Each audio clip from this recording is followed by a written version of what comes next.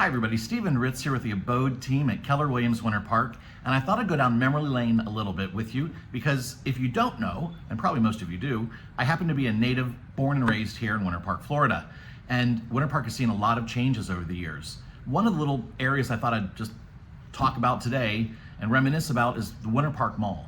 Today it's called the Winter Park Village, right off of Orlando Avenue near Webster. And the Winter Park Village has P.F. Chang's, Regal, Cinema, Cheesecake Factory, Publix, but it used to be the original location for Orlando's first enclosed air-conditioned mall called the Winter Park Mall. It had these two giant towers out front, very modern looking, these white towers. I believe this was designed and built by Allen Trevelyan Construction Company, a longtime Winter Park historical family that settled Winter Park, Allen Trevelyan and the Trevelyan family. But the mall itself had it was built in 1964, and its two anchor stores, there was Ivy's, which was an upscale department store, like Burdines or Bloomingdale's or something like that, and the other anchor store was the second largest JCPenney in the nation at the time it was built. So that's pretty remarkable to have the second largest JCPenney in the nation right there in Little Winter Park, and an enclosed mall that's air conditioned.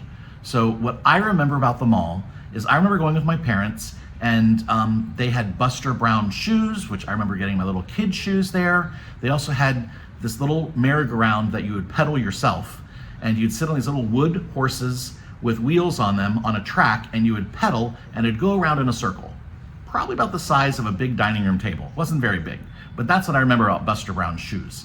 They also had speaking of shoes, my dad was very thrifty, and there was a store there that a lot of Winter Park people still maybe remember called Hanson Shoe Repair.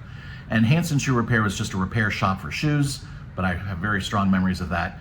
Also, Woolworth was there, and Woolworth had its own little luncheonette counter, and I would beg my mom to please, let's go sit at the counter and have a grilled cheese sandwich and french fries, because I thought it was so cool to have a grilled cheese sandwich that someone else made, not my mom at home. I don't know why, but you know, that's a 7-year-old for you.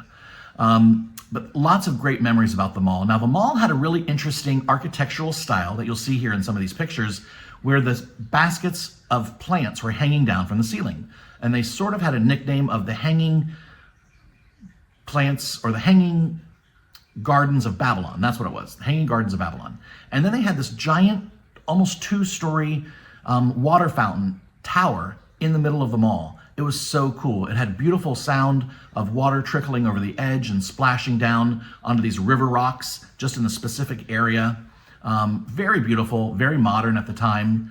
I also remember as a kid having our church children's choir perform in the mall. I don't know why, but we'd be on little risers, and there'd be about maybe 16 of us, and we'd be singing maybe some Christmas carols. I'm not quite sure what it was. It was a long time ago. Anyway, that's just one of the things about Winter Park that I love, those sort of memories. The mall was torn down in 1998, and Winter Park Village was built in its place, which is an outside shopping village, obviously in 1999, with the stores that I mentioned before, like Regal Cinema, P.F. Chang's. And then where Ivy's used to be, that building turned into Dillard's eventually. And then after Dillard's closed, they reused that building where the Cheesecake Factory is on the first floor and other shops. And upstairs, there's about 54 loft-style apartments you can rent. They're still there. So it's pretty cool. Anyway, that's a little bit about Winter Park Village. So if you're driving down Orlando Avenue in Winter Park and you happen to see P.F. Chang's and Publix, that's where the Winter Park Mall used to be. So thank you for going down memory lane with me. I think I'll do a couple of these little videos, maybe on Park Avenue. That might take 1 or 2 videos. There's a lot on Park Avenue, I remember. But anyway, if you ever need to buy or sell a house, come to the local expert, Steven Ritz, 321-277-8271. Thanks again for going down memory lane with me. Bye-bye, everybody.